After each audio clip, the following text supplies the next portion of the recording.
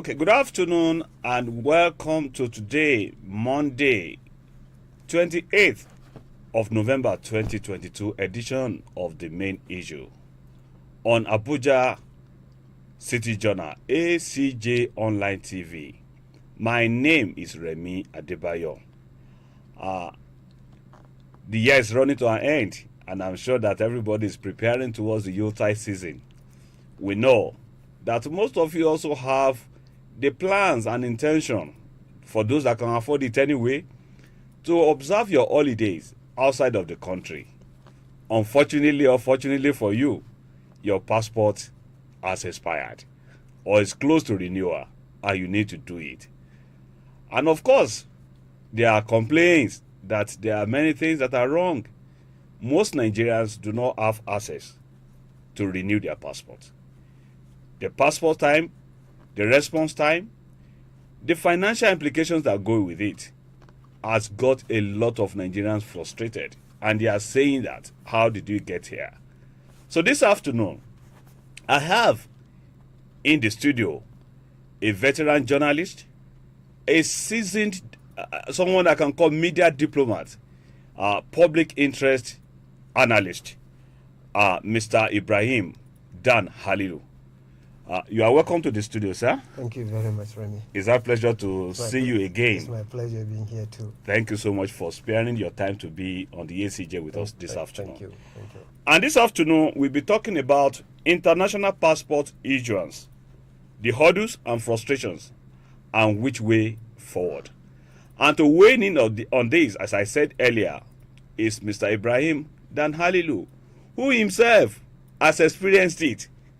And he had to do a piece where he analyzed his pains and the frustration of Nigerians. What we call an eyewitness account in the media parlance. You are welcome again, sir. Thank you, sir. Thank you. Sir, maybe we should start from here. Okay. Like I mentioned the other time, it's the Yuletide season is coming. Nigerians are preparing to travel out of the country.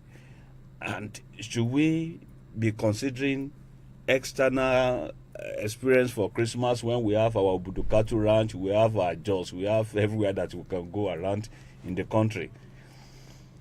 Why should Nigeria think about vacations abroad? Well, I believe it's a choice. Nigerians have a choice to decide where to spend their holidays or their vacations. Yeah, they have a choice. But secondly, in Nigeria, there are issues that make people not very comfortable spending their vacation here. One of such issues is insecurity. The country is not secured. There are a lot of insecurity challenges across the country. Secondly, there are also issues of if you choose to go to, like what you mentioned, like the Obudukatu Ranch or Jos, where used to be the probably you have not been there of recent. The infrastructure there has deteriorated compared to when Obudu Ranch was established. So there is not any place in this country where you can go and have a very, very good vacation that you really want to. Very serene environment where you go and rest. People will not disturb you with phone calls, with business and things like that. The few that are maybe available, they are really not because of the Nigerian factor, what I may call Nigerian factor. You find out that there is no excitement even if you go to those places. No sightseeing, no places where you go for sightseeing. Most of what you see, I'm sorry to say, you just see scenes of poverty, scenes of disorderliness, and so many things like that.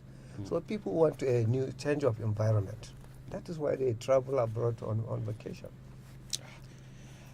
For someone like you, yes, that I know that you have this extensive experience about not just Nigeria, but what is obtainable in other parts of the country. All other parts of the world.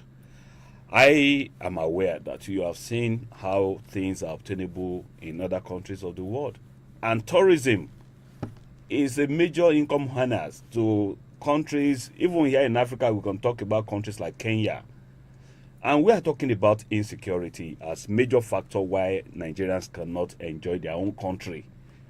Yankari Game Research is there in Bauchi State. We have many people who are enthusiastic about getting to those places when we were young. But now, unfortunately, we cannot enjoy those places again.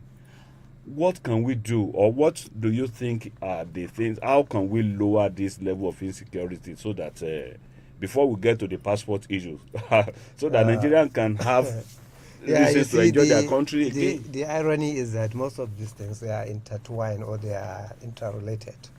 Like the issue of insecurity. If you want this country to have some little semblance of security, the first thing you need to do is you have to provide an enabling environment where people will get busy, get things to do, and earn income. That's the first thing. If you have majority of your population, which is youth, is unemployed, there's no way you can have security. That is the basic. Secondly, you also have to look at our educational system. What kind of people is it breeding? Is it breeding really people who will come out with skills that are needed, that are in high demand, or you just give them certificates. Just to come back and stay at home, waiting for the jobs that are not available? So even our curriculum, our educational system, it needs to be overhauled comprehensively. And thirdly, like I said, the issue still on the issue of insecurity. We're still looking at security as a very we look at it at a very gun and bomb approach, it's just use of force, to maintain peace. Yes. But it's not that. Security is beyond that. When you talk of national security, there are certain things that you have to put in place. When you have majority of the people are disgruntled, they are not happy about what is happening in the country. They don't feel they need to be patriotic. Patriotism for what? There is no genuine reason for people to be patriotic, because the government, the country does not care for them. So it is, all these things need to be actually looked into. How do we really make our people happy, especially the young population? How do we make them happy? If they are happy, believe me, the country will be secure, because they will be patriotic. They won't allow bad people to come into the country and start tormenting trouble. Okay. Now let me take you off from here, sir. Yes. We have a quite number of Nigerians that are patriotic. Yes. That come rain, come shine, they want to stay back in this country. Yes. And we have a number of Nigerians that are patriotic, yes, but they want to go outside of the country, yes, to acquire more skills, yes, that will be in need, that can help reshape, yes, the destiny of this country. Yes. And we have some that have lost faith, yes, totally, and they feel that no, whatever you do, let me just leave this country. Yes. Let me go and get things done. The proverbial green pasture, they want to go and get something done. Yes. In all this, the central debate in the midst of who, at least for you to process a paper, whether you want to go on a vacation, whether you want to gather skill, whether you want to japa, as it is the common what do I call it now? Jargon in our national parlance is japa. Yes. People want to leave the country. They want to leave the country, yes, for good. But they have been complaining about how to get access to their international passport, yes, or how to renew it, and their outcry out there. How long should it even take for a Nigerian to say, I want to get my international passport? Well, I think you should direct that question to the Controller General of Immigration. He's the right person to give you the answer, because personally I have asked that question. I have directed it to immigration officers in Abuja here. I have directed to individuals who are applying for. Nobody gave me, a satisfactory answer. So that is why I tried it myself, to see how long does it take. I read your piece. Yes. Where you said that you did an online request. Yes. You made an online request based on what the NIS, Nigeria Immigration Service, yes, asked you to do. Yes. And when you go back to their office again in Abuja, you are asked to go through that process again. How frustrating is it to you when you were Believe me, there? it is not just frustrating, it is very, very shocking for me, because I felt at this level of development worldwide. We don't need to do that. People don't need to go through those hassles. I mean, to get a passport. With technology, you don't need to do that. That is why the online people are digitizing everything. That is why in some countries they are running e-governance. I think it's high time for Nigeria to adopt e-governance. Everything should be digitized. Person-to-person contact should be discouraged as much as possible. Should be minimized. That's what breeds corruption. You did your first, I'm sure this is not your first or maybe first to 10 passports that you have done before. Yes. How seamless were they when you did those passports? Actually, the first time I applied for the Nigerian passport was in 2004. 2004. That was the first time I traveled to the United States when I started working with the American Embassy. 2004. It took me just a day to get my passport. The very day I went was the day I got my passport.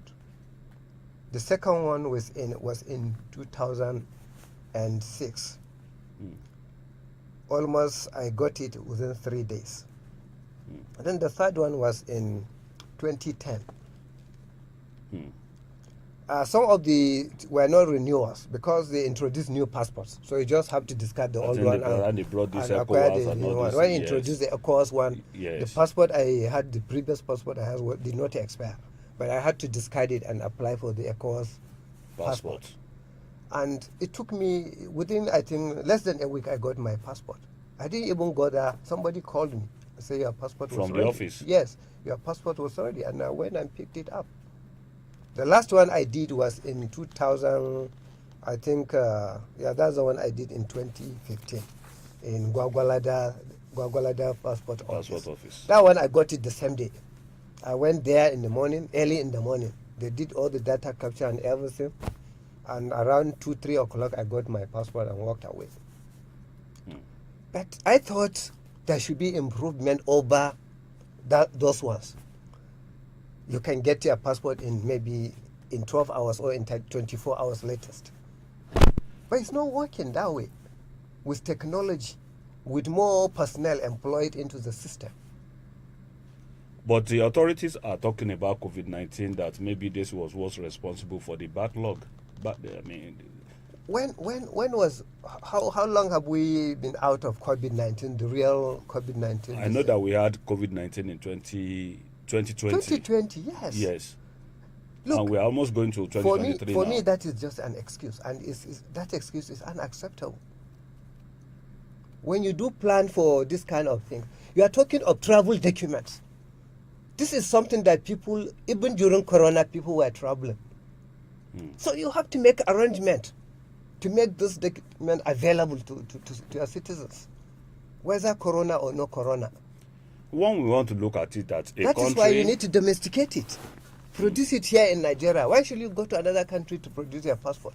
Is it not for security reasons that Nigeria is talking about producing a passport from Malaysia or with Are we okay? Now, where did you produce our Naira currencies, the new one? From Nigeria. So what are we talking about? If we can produce our currency here, why can't we produce our international passport here? And which one is even more important as of now? Which one is a priority? Is it the Naira or the passport? It looks like this government does not even know what are the priorities of Nigerians. Or maybe there is communication gap. We're not telling the government this is our priority. For me, I think the international passport is more of a priority than the change of currency. Because our currency, you can mop it up. You don't even need to make new currencies. There is a way to mock up currencies if you know how to do it. I agree with the president that, yes, it's overdue for us to change our currency because it has been about 19 or 20 years since we changed this, we redesigned this currency. But when you have backlog of international passport, people are not getting the passport to travel. So even have health issues. They want to attend to overseas, but they cannot get the passport to travel. It is a disaster. Now let me ask you, because you mentioned the health-related issues as part of the reasons why people have to travel now, and that's why I want to bring it up now. Yes. When you look at our nation and you consider the kind of resources that are plowed abroad as capital flights through earth, whether health, medical tourism, or educational foreign studies. It is said that a huge amount of money, so much in trillions of dollars, leave Nigeria to foreign countries annually Yes. on this purpose. Don't you think that maybe there should be a policy to retain more Nigerians at home so that we can keep this money to ourselves? Well, Remy, if you don't have a good healthcare system that can give people the value they want, what do you expect them to do? It is not their fault. It's the fault of our government. We need to improve our healthcare system. We need to strengthen the system. If we don't build it, we don't strengthen it to such a level where there will be no attraction for people to go overseas. There is nothing that we can do to stop people from going abroad for medical treatment if they have the means, if they have the capacity. So first and foremost, the first thing we need to do, we have to look at our healthcare system, see what we need to do to improve it, to upgrade it to a level, to a standard, to a global standard level. And we can do it. We have the capability, we have the capacity, we have the means. It is just the political will that is not there. Why is the political will always been the problem? I think it is always fingered as the reason why we can't get a number of things done. I think it has to do with lack of visionary leaders. We don't have visionary leaders. Because a visionary leader will just look at this a system and say, look, I want to change it. All over the world, that's what we have seen, leaders, transformational leaders, what they have done. Like Lee Kuan Yew in Singapore. Like the Sultan of Dubai. He's a monarch. But look at the transformation that is going on in United Arab Emirates. Because the leader, they have a visionary leader that visualize how he wants United Arab Emirates to be. In the early 70s, in less than 50 years, they have even overshoot that target. So it is a matter of having visionary leaders. If you have visionary leaders, Nigeria will be a great country. Okay. I want to reverse us a bit on the reason why we are here. Yes. The issue of the international passports. Yes. And the edicts of Nigerians. Yes. About it. Yes. When you visited the Abuja office, the passport section of the you mentioned in the writing that I saw, yes, that people were saying that they were lamenting about the experiences that you were passing through. Yes. Since when did you do your own? That you make your own application? I did my application, I think, around around September 28. That's when I applied, but I couldn't get a date for the biometric capture till October 12. That was the day I reserved. Okay. And that was the day that I went for the data capture, the biometric capture, October 12. Were you captured that day? I was captured that day. Okay. Yes. And between then and now, October 12, yes, today is November 28. 28. Have you received any correspondence from them? I haven't received any correspondence. And I was not expecting one because I just heard recently that they introduced a what they call tracking system. Okay. And that the tracking system is online. You just go online and Nigeria Immigration Passport Tracking something.ng. Then if you put in your details, your application number, passport application number, your ID number, your name. Once you do that, it will tell you the status of your application. That's over a month now. Over a month now. So what is the status of your application? The status of my application, they said, is under production. Okay. Yes. It has passed, there are about 5 stages. Okay. First stage, you file application. Second stage, you go for capturing. It get to the passport office. Okay. They see the document and they download it. Then the third one is you go for biometric. Then you get approval, then the production. Okay. So now is the last stage that it is. But my concern with all that tracking system, when you say tracking system is supposed to tell you when did that thing arrive here. Eh? Okay. When did it live there? Okay. That is From one point accountability. to another Yes, one. that is Yes. accountability. If you don't have that, that tracking is not transparent. Because even if somebody keep your application for 10, 20 days, nobody will know. Nobody will know. You Yes. understand? But someone is supposed to know, so that if somebody delayed the process, then a disciplinary measure can be taken against that person. That's true. That's how to improve efficiency in a system, in an institution. Yes. But that is not there. Even as it is now, if you go still, you will see under production. Even in the next 5 months, it will be under production. You won't know when did it get to the production line and when is it living there. At least to give an Yeah, expectation. to get an expectation. How satisfied were you when you get to the point to notice that the same question that were asked Yes. online Yes. were still the ones that are being asked Yes. offline? Yes. And how can you estimate the the timeline or the kind of timing, the duration that you spend as an individual before the passport officers? From the time I went there. No, at the time of your capturing, when you are called inside. Okay, at the capturing, the biometric capture point, I spent like 10 minutes. Good. Yes, 10 minutes. And I saw a small girl that came with her parents. It took about 20 minutes for a biometric to get captured. Because they'll take the photo, she will shake her head or play. They have to do it. Okay. So they did it almost 5 times before they could get what they want. You see, all those things, they're not supposed to go through all those hassles. Ideally. Because this data capture, I mean, if you introduce a system where people can just provide you what you want, even the photograph, your own photograph, you can give them your current photo. And give a specification Exactly. of the And kind of photo that you want. eventually that what they did with that girl. They just picked the one that was on her passport. So they didn't use the one that was. Yeah, because they could not get what they want. Get it. They could not get it. Wow. You know. Now So, let me. It's very. I don't know. How do you assess the Nigerian passport office itself?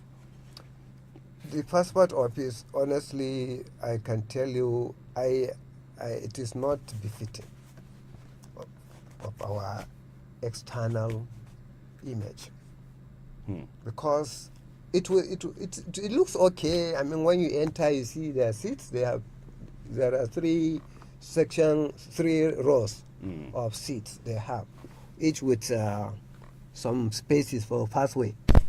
But the issue is, the passport center is filled beyond its capacity. The place is I think each side is supposed to take about maybe 30 or 40 people, each row. Okay. That's about maybe 100 people or 120. But there are over 300 people in that space, and the ACs were not working. So it was very hot, congested, and when you enter, you don't even know where to go, who to talk to, because there is no front office. There is nobody that will direct you to tell you, oh God, this is where you're supposed to. Because some are going there for data capture, so some are going there for a different purpose. I mean, some is just renewal. Some they are new applicants. And they are all jammed together. So you won't know where to go. Okay. Let me ask you. Part of the feedback that we have got, or that we have received from people, is that there are some very important personalities. Yes. That once they come to this place, you are given a time to come. Yes. From between the time of your application to the time that you appeared physically for your data capturing or biometrics. Yes. But we learned that there are some highly privileged Nigerians, maybe for maybe because of their status, Yes. or maybe because of certain factors that were given preference Yes, at that time. Did you also witness something like that when you were there? I did, but I don't even have issues with that, Remy. That is what we call nepotism. In every society, every system, there is what is called nepotism. And nepotism is not a negative thing. Sometimes you put nepotism because you want to give preferential treatment to some people because of maybe the urgency of their request. You understand? The urgency of their request of what they want to do. So that is not an issue. But the issue is for them to come and just overtake other people. People have been on the queue. You just come and overtake them. What they need to do in that instance? They just create one A separate this thing, where people with separate those cases queue. can just go. Exactly. So that people who are on queue will not feel, because even that day there was a quarrel. Some people they just raise up their voice and say they disagree because it was getting too much. People will come with notes and they'll just directly take them to the data capture office. So some of the applicants protested. But I want to ask, except for medical emergencies, Yes, where someone, God forbid, anybody can fall sick. yes, And like we said the other time, that maybe some of the facilities we have here may not be able to, handle some of the cases Yes. when it gets to health-related matters. yes, But for an individual that has the plan, yes, maybe as a student or as a visitor to a particular country or whatever, somebody wants to go for a Christmas holiday, yes, and you did not plan for that ahead, but when it's remaining like a week or two that you want to do your application, yes, that is when you are now going about to bother the passport office. yes. For that kind of a thing, do you think the sense of nepotism or preferential treatment that you are trying to explain here, should it apply? No, it shouldn't. If we are a country where people plan ahead, Yeah. should that even happen in the first place? Sometimes there are emergency travels. Like health issues, maybe emergency travels. There may also be emergency travel with regard to government officials. So that is why they have, even in visa, in the missions, Yes. they have what they call not verbal. You come with a not verbal, you come with a request from the Ministry of Foreign Affairs of your country, go to any foreign mission, they will attend to you and give you an expedited attention because they understand. But like you said, it is not every request that is emergency or is urgent. But people are abusing that. Even that privilege is being abused. People abuse it because they know that when they come with a note, somebody will listen to them.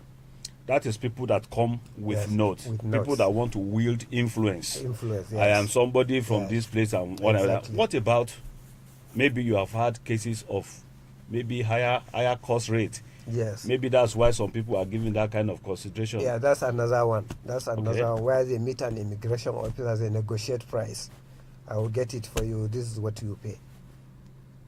You And have they- that experience? And they do it. I don't have At it, least but you- I you- met you- I you- met you- I met cases like applicants, that. who have such cases. Yes, I met someone from Lagos. One Kule, he came all the way from Lagos. He had a change of name, so he wanted to renew his passport.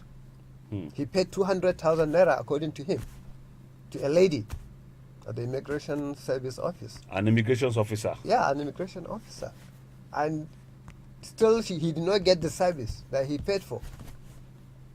So he came all the way, he wasted his time, and he was complaining. I said, "Can you show me the lady that did that?" He said, "No, sir, I won't do that because for fear Because of the consequences. Yeah, exactly, fear of the consequences. But it is all part of the sad story of our country, where simple process is made very complex, very complicated, just because some people want to extort money from innocent citizens. We just have to stop that. We have to stop it. We have to find a way.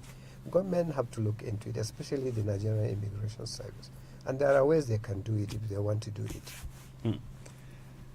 Thank you very much, viewers at home. I am still on the scene with Mr. Ibrahim Dan Halilu, journalist, veteran, of course, a public affairs analyst, and of course, like I mentioned to you, is a media diplomat, like like you mentioned to me the other time.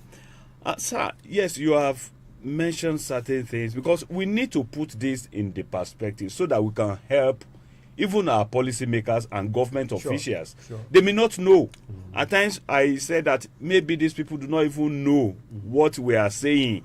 But when we bring people that have experience, that have experienced it, and people that have honor, Yes. they will know that, okay, these are not just social media, rantings that is coming from maybe some disgruntled people. Yes.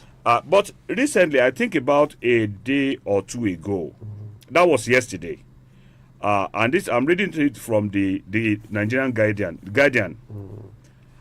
To ease difficulties in obtaining passport booklets in the country, the Controller General of the Nigerian Immigration Service, Isa Idris, has given approval for Nigerian passport offices across the country to open on Saturdays.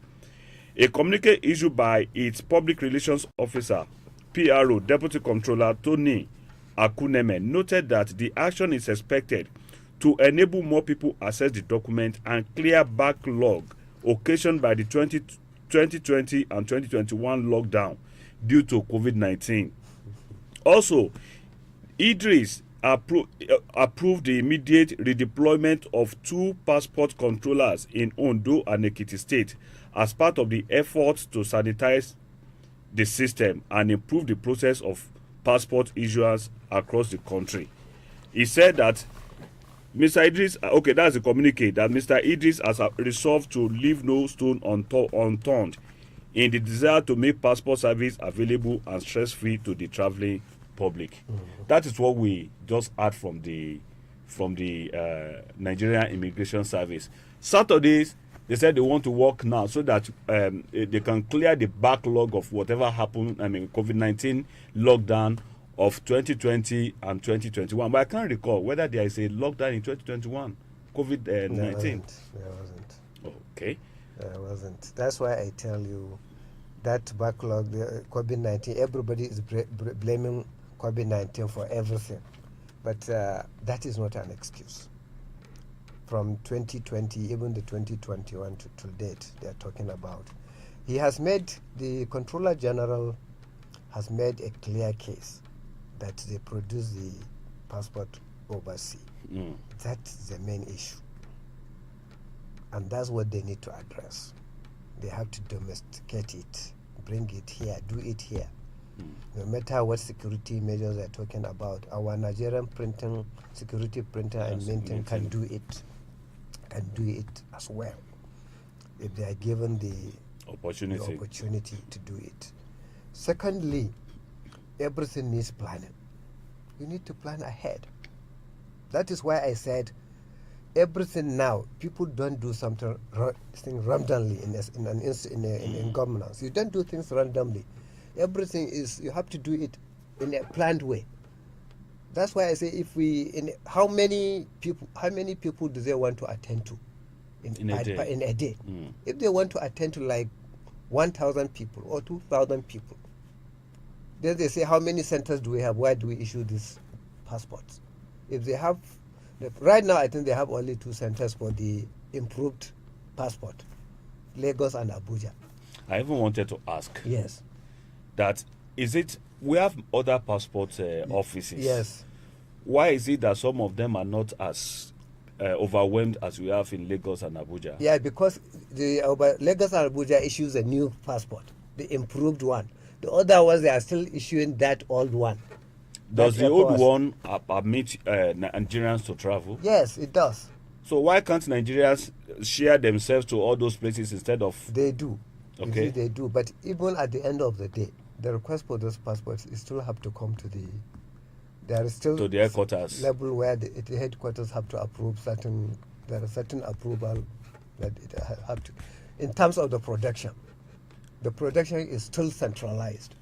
It's the application that is decentralized. Okay. Yes. I spoke with one of my friends Yes. who resides in the United Kingdom. Yes. And he told me that someone who just joined them in from Nigeria Yes. recently, I think Yes. that should be about a week or two Yes. now, said Yeah. that Yes. he went to the passport office in Shagamu, Yes. that's Lagos, I mean, sorry, Ogun Yes. State, Yes. and under 3 days, Yes. he made his application. I don't know whether it's fresh. I did Yes. not ask whether it was a Yes. renewal or fresh application. But the man got his passport in 3 days. Okay. He even said that the officer in charge of the center was moving around talking to people.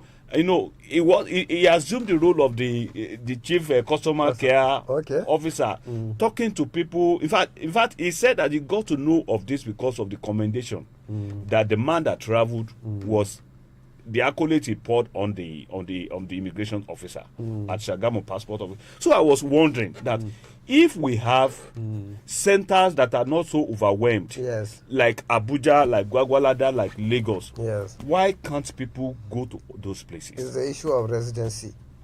If you're in Abuja here, why should you go to Shagamu to process a Nigerian passport? Why would somebody come from Lagos to come and do his change of name in Abuja? Or is it only Abuja that handles Yeah, that? it's because Lagos too was overwhelmed. So he thought That Abuja would be lighter, yes.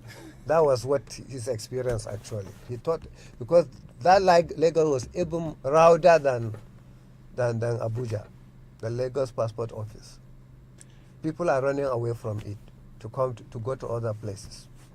But like I told you, there are 2 different passports now Yes. running concurrently. The improved one and the former ECOWAS passport that was first introduced in I think 1915 or so.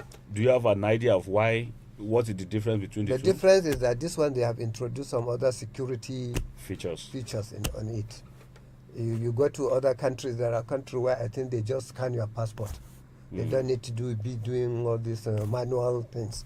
So that's what the new passport has. And that is the standard across the world. So Nigeria want to migrate also to that. Now, before we go to other thing, I want to ask, because we mentioned it the other time. Yes. We said that applicants were or are Yes. negotiating, Yes. bargaining with immigration officers. Sometimes not immigration officers, third parties. Just there are Oh, touts. we still have touts there. Okay, yes. Oh. We do. We have touts. But those touts are just middlemen. They Should we even have touts operating in the premises of the Nigerian immigration office? they don't operate in the immigration office. They immigrate outside, but they have contacts within the passport Within the office. passport, it's like Yes. all these black. Yes. What do you call this? They have their contacts. Oh, If they get a client, they just call their contact and say, I have 5-6 people, so negotiate with them. like the black marketers Yes. that carry fuel everywhere, but of course Yes. they get their stuff from in the. Exactly. So that's how it works. You don't see any immigration officer even coming to demand money from you directly. They do it through touts. Except if somebody introduce you to them. Okay, personally. Personally, yes. Okay, what's the way forward? The way forward is, first and foremost, is to have a system in place for passport processing. A system. As of now, we don't have a system. What I mean by a system I wanted to ask. is a process where you just do 1, 2, 3 things. Step 1, step 2, step 3, step 4. That's what everybody will do to get that passport. And that system, it cannot be, nobody can just cut corners to get that. I will give you an instance now. Like, go to any embassy where they issue visa. They have a system for visa application. Even though in Nigeria some people have bastardized it because of corruption, they still corrupt visa officers of foreign mission to get visas. But you see that it's a process. You first file your application, it will go to this person, it goes, you book appointment, on the appointment day you go, they interview you. If you are getting the visa, you know that day. If you are not getting it, you know that day. They will tell you, come back so time. Or they deliver your visa through by courier. Okay. That is a system. How can we attain that status? It's very simple. Just technology. That's all. If you adopt technology, if you digitize your process, everything about visa application and passport application should be digitized. The only time you will have to come person-to-person contact, just go there and have your biometric. If they want to capture your photograph, let them capture your photograph, your image. You go your way. That's all. What role do you think the Comptroller General of Immigration should be playing? His role is like any other chief executives, to coordinate and to supervise. That's all. You coordinate and supervise, and he has assistants that are helping him to coordinate. In the passport office, there is a controller there, passport controller. He has staff under him. There are people that do the filing of the application. There are people that take the biometric. You understand? But the only problem, they have started to develop a system. I think this new Controller General, the last one that retired, he has done a lot. He has tried. That's Babandede? Babandede, yes. He has tried a lot. He has tried to digitize the system. But up to now, they have not met the level where that person-to-person contact is completely eliminated. They have not reached that stage. And I think there are people within the system that are frustrating that process. Exactly. They are frustrating it because you come to them, they'll tell you, forget about that online. Come, bring your money, let me do it for you. But if you have a system, should we have people that are sabotaging the process? If that process has actually been digitized, as we said. No, if it has not, they cannot. They can't. There is no way they can do it. So why are they sabotaging it? They are sabotaging it because of, that's what I told you. Because if the system is working fine, nobody will need a third party to apply for a passport. Maybe the third party you will need is to go walk into a business center where they have internet facility to fill the application for you. That is the only third party interference. But besides that, as far as processing the passport is concerned, you don't have issue. Then we are talking about how do we make which way forward. Which way so forward? That is What's one the way. Solution? Technology. We have to develop a system, an effective system. Effective. They have a semi-system now. It's not a complete system. So they need to improve on it. Okay. Yeah, because right now there is no integration between the online application and the biometric system. I saw that it's not integrated. Because that is, if it's integrated, they don't need to be asking me my name. I even wanted to ask you, when you appeared there, yes. did they open your online application and you saw it? I saw it. So why was it not acted upon? I saw it, but before your arrival. Exactly. That's the question too I'm asking. So if there is integration, all they need to do when I go is just to, are you Ibrahim Dan Halilu? Yes. Check the face if it matches the one that is there. If you want just take my biometric. Yeah, exactly. You talk about political will the other time. Yes. And there is a minister. Yes. That coordinates. Yes. The Nigerian Immigration Office, apart from the Controller General that sits there. Yes. The Nigerian Immigration Prison Service, Nigeria Security and Civil Defense Corps, and a few others like that under the Ministry of Interior. Yes. Where have you had the minister, Ogbeni Rauf Aregbesola? Aregbesola, yes. The old man is trying. I saw him on television some times ago. He was at one of the centers. Was it the Lagos Center? Passport Center. He went there personally and inspected it and saw what was going on. He took instant decisions because he saw some abuses going on there, and he took decisions. What are those decisions? I think if you recall, I thought some people were sacked. Oh, fantastic! Yes, so he's doing a good job, but I think. But the minister will not be at every passport office. Exactly. And that's the very system we are talking about. That's the point. That is why we need a system. So, if the minister has to be sacking everybody, then he has to be moving from point A to point B. Exactly. So, but how can the minister eliminate that process? It's not even about, we are talking about staff that are not enough. Yes. So, it's not about sacking people now, but building a system that will be... Right now, the major challenge, the major challenge is the two centers cannot serve Nigeria enough. Lagos and Abuja. Those are the only ones that have the new this thing that can process the new passport. The new passport. So what the Nigerian Immigration Service need to do is to expand these centers.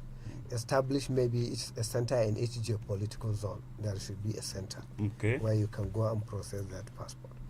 And even those places are supposed to be the final production point. The state passport offices should be where you go. Where you can process. Exactly, to process all the paperwork. And then at the production stage, that's where it should go to those geopolitical zonal offices. So they need to restructure the offices. That's one thing that they need to do. Let them have geopolitical passport office in each geopolitical zone. Like that's where the passport will be produced. You understand? Even if we don't proceed there, since we are talking about the Nigerian security minting and printing and minting firm, why can't they have a figure that projects that in Ibadan, this amount of people may be applying for visa, I mean for passport. You give it to them. In Kano, this amount. In Port Harcourt, this amount, so that there would be a kind of projection that will not get people frustrated. Exactly. Then from the geopolitical zone, like you said, they can now serve states that are in those respective geopolitical zones. But now that we have gotten to this point where everybody has to be working extra hard now to you are creating artificial scarcity. That's the way I see it. It's artificial scarcity. How do you mean? How do you? Yeah, what I mean is the new e-passport is scarce now. Okay. It's scarce. If you go to here, like Abuja office, they don't have the booklets. In Lagos, they don't have the booklets. And who should be producing? Is government that's supposed to be producing? Exactly. So the issue is, what is the big deal? Producing the passport booklet. What is the big deal? What is the big deal there? It's like printing any other document. The only thing, this one has some security features. Safety features. Yes. And there is a machine that does that. Is it that Nigeria cannot buy enough machines to do it, or what? If you have a machine, that's my question. If you have the machines that print the new currencies with their improved security features, I'm not saying it anyway. Why? What should be stopping them from producing the international passport? That is it. That is it. No matter how much that machine costs, Nigeria can afford it, and Nigeria can order that machine and get it in the next 3 months. And I think that also will also be helping us with job generation, because security printing and minting have not been working as to the maximum capacity. Exactly. Do you think government could be creating this artificial scarcity to deter people from or discourage these japa menace? That's one of the questions I asked. Is it the policy of the Buhari administration that they don't want people to travel? They want to stop people from traveling, or what? Because that may be the impression. Do you think government can do that? I think the Buhari administration, I don't think government can do that, but probably somebody has that mission that he wants to stop people from traveling. Otherwise, I don't see any rocket science in doing that. I mean, in making these booklets available. But let's ask, for someone like you that has seen the other side of the world, what disadvantage does it portend for a country when its people go outside of the country to other foreign nations, as we are experiencing today in Nigeria? What does it mean? What is the implication of that? The implication of having more citizens trooping out of the country. Yes. Well, we are starving the country of the best bread that we need here. That is why all our best, majority of our best, are outside the country. People are trooping out. Even now, medical doctors are leaving. They are moving out I know that government. Okay, I know that government is I'm sure lecturers too will start moving out. Of course, they have been moving out. Exactly. We have heard that from the Academic Staff Union of anybody that doesn't feel concerned about what is going on in Nigeria, then I don't think that person is really patriotic. He cares about the future of this country. Could it also be part of those measures for government caring that this policy to discourage foreign trooping. I mean, Yeah, that's why I brain said drain. it could be an deliberate policy. But should that be It could sufficient But I don't response? think. But government does not have that right to stop people from traveling. Is people have the right to travel, to go around the world, to go anywhere they want to stay. It is their own inalienable rights. Nobody can deny them that. Rather than do that, government should focus more on improving the infrastructure, improving our institutions, because that is what is out of frustration. The majority of Nigerians want to leave the country. It's out of frustration. Their dreams are not being met here. They realize they cannot meet their dreams. If they stay here, they cannot meet their dreams. So that is why they are leaving. It's out of frustration. If you are as a father and a leader and mentor to many. If you have the opportunity today, you have cited instances of lack of infrastructure, the system, insecurity, and all those things are the realities that are confronting the nation today. Yes. If one of your mentees approaches you today and says, "Sir, I have an opportunity. I'm a medical doctor, but I have an opportunity. Maybe he's been living in Katsina State or in Kaduna or wherever it is that he has challenges. I want to go outside of this country." What advice do you think you can give? First advice, is the person should make sure that he has the skills that are needed there. Because even if you have a medical certificate from Nigeria, you go abroad, you may not be able to practice. You still have to undergo some training there and get certificates. So make sure that you have the skill and you know what is in high demand in those countries. You just don't go into. You have to get prepared. That's one thing. Second thing is, what is your mission? What is your goal? Why do you want to go there? You should have a goal. If you don't have a goal, don't go. Okay. As a parting word, sir. Yes. What do you tell government to do about this passport issue? The passport issue is that government should do a lot of reforms about it. First, like I told you about restructuring the passport office. They have to restructure it. That is one. Secondly, they have to start local production of these passports. There's no reason for Nigeria to be printing its passport overseas. No reason at all. No reason. If we can print our currency here, we should be able to print our passport here. And then thirdly, Nigerians too should learn to plan ahead. We should stop this gate crashing. You want to travel with the whole of your family, you have only 3 days to go. You go and get not babal from the Ministry of Foreign Affairs because you are a permanent secretary or you are head of a federal government parastatal. Plan ahead. Make sure you have your passport 3 months to your travel time or even 6 months. Your passport is ready.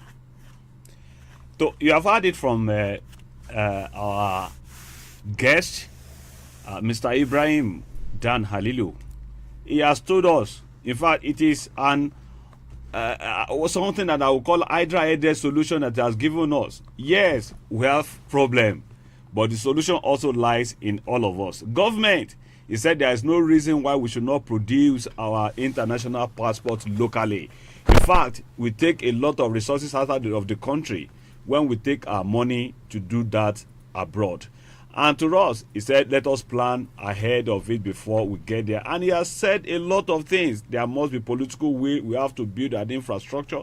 Those of you that are planning to travel, we wish you all the luck. But then we are saying that you shouldn't do illegally. He has said it. Go and get your skills. Thank you very much for coming around to be to be our guest today. We have learned a lot of you, and I'm sure that policymakers will also listen to this and, of course, make certain decisions that will be in the best interest of the Nigerian people.